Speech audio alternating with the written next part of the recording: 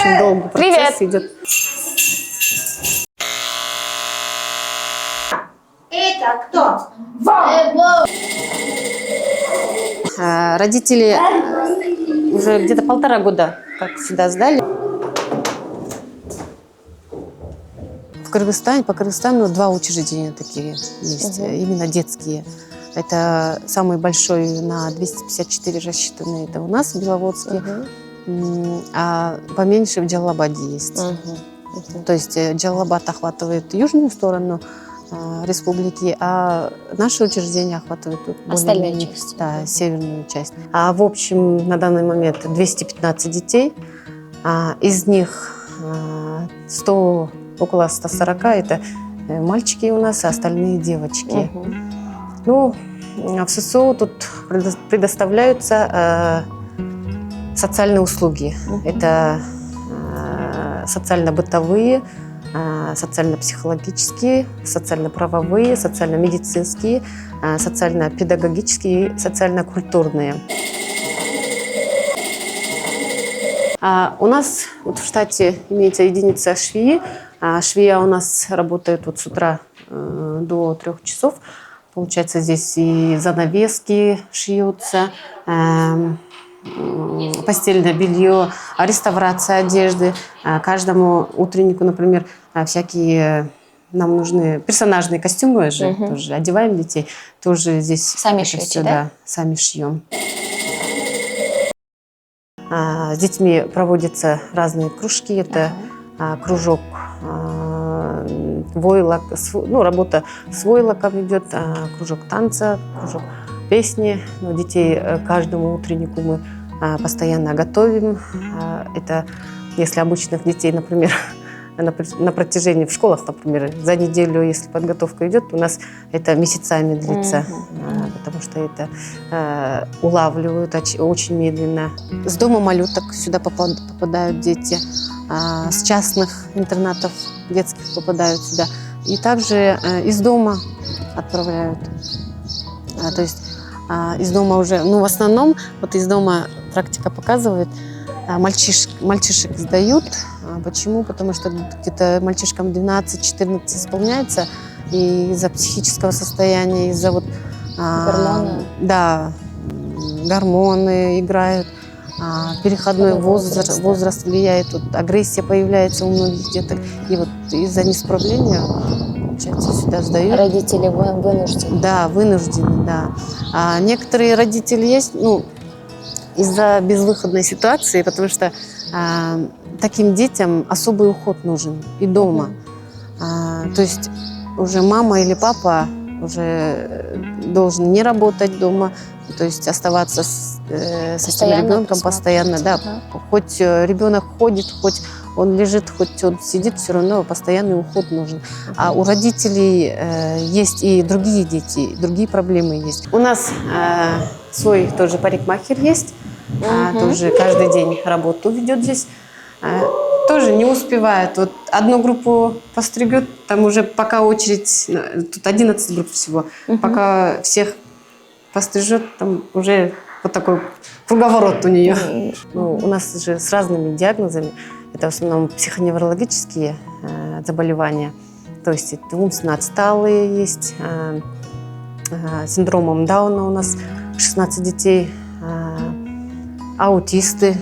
Вот очень проблематично с аутистами работа, потому что разные с аутизмом разные дети приходят, у них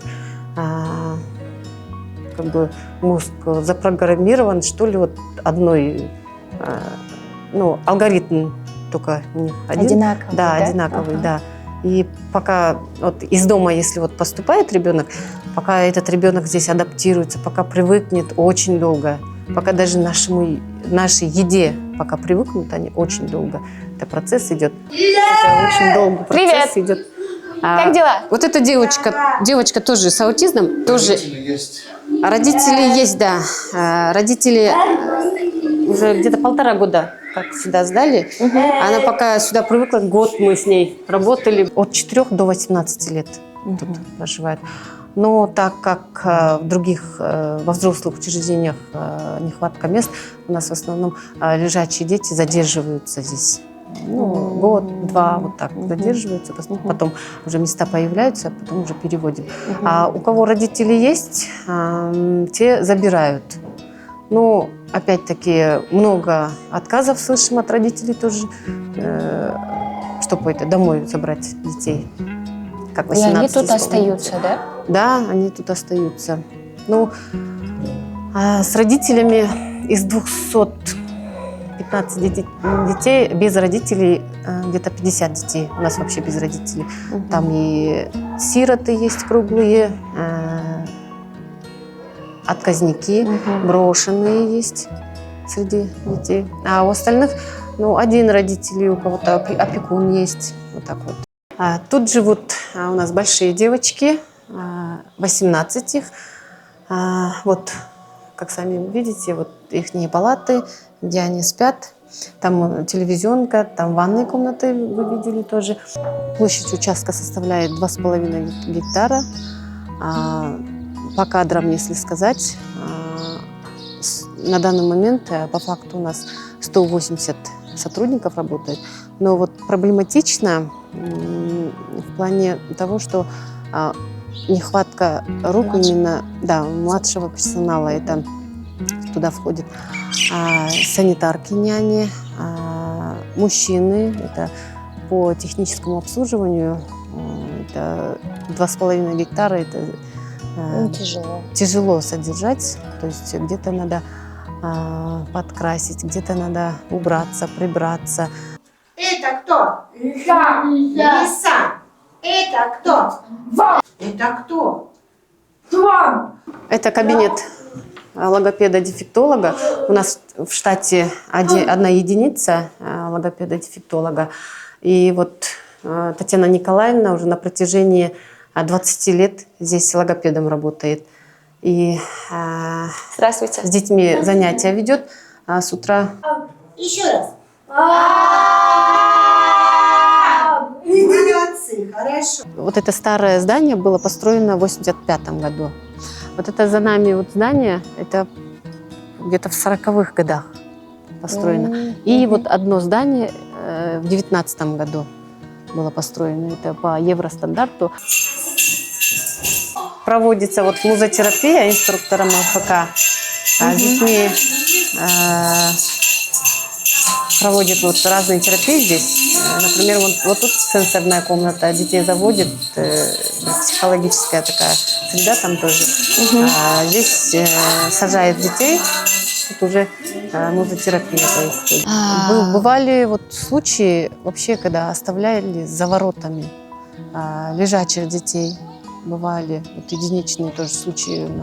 Без документов? Без документов вообще на лавочке оставили ребенка и пропали. Потом мы уже вызвали, милицию вызвали, заактировали и сюда уже мы положили ребенка. Тут у нас небольшая библиотека. Мы как-то сами вот собрали вот книжек. Спонсоры приносят, например, дома остаются. Можно, книжки, да? Да, они приносят, мы их собираем. Есть у нас дети, которые могут читать, они учатся, могут читать, писать. Они берут разные сказки. Также воспитатели берут разные сказки и детям читают. Да, на тихий час. Также здесь же собрали вот компьютеры.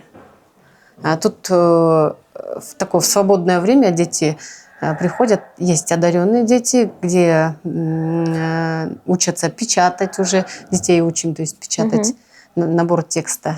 Ну, некоторые дети, в основном дети играть сюда идут, в компьютерные игры. Я вообще учителем работала. Но сейчас, знаете, учителем работать очень тяжело стало. Почему? Потому что дети не слушаются. Кто виноват? Учитель виноват. Например, даже учитель проводишь занятия, да, урок проводишь, ребенок отпрашивается в туалет и что-то случается с ним, уже учитель виноват в этом плане тоже. В школу идет из дома, например, до школы идет, что-то случается. Учитель опять-таки виноват. В базе начальной школы здесь обучают. То есть учитель в частном порядке уже приходит 3 дня в неделю и проводит занятия. А кроме этого, к нам со школы приходит учитель. У нас 2 детей уже числятся в школе. Да, и со школы приходит тоже 3 раза в неделю на домашнем обучении. 2 детей у нас есть. По группам разделены же у нас, по группам ходят. За раз вот 100 детей заходят, за раз кушают и выходят. У нас 200 сколько в общем сказали? в общем 215, из них 110 это ходячие дети, то есть сами самостоятельно могут ходить. Да. Вот с синдромом Дауна они такие, знаете, такие, ну, слишком добрые. Дети очень добрые. Не просто говорят же, вот, солнечные дети, они вот реально солнечные дети. Они вот ждали меня каждое утро, на окошко вот выйдут и ждут. Приходишь, прямо обнимаются. Им, ну, тут вот детям, да, материнской ласки не хватает. Они бегут, обнимаются. Хоть и домой приходишь, свои дети даже так не обнимаются, как здесь. Вот. А вот эти 3 детишек с синдромом Дауна ждали, провожали постоянно. Вот даже у меня был случай тогда, помню. Здрасте. У меня что-то живот болел на тот момент.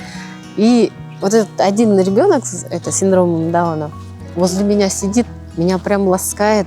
На меня, я когда как-то мучилась вот сильно, или отравление, на тот момент отравление, по-моему, было. Мучилась.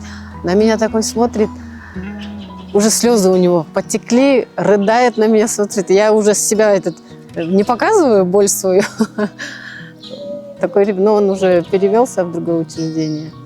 Очень добрый мальчишка был.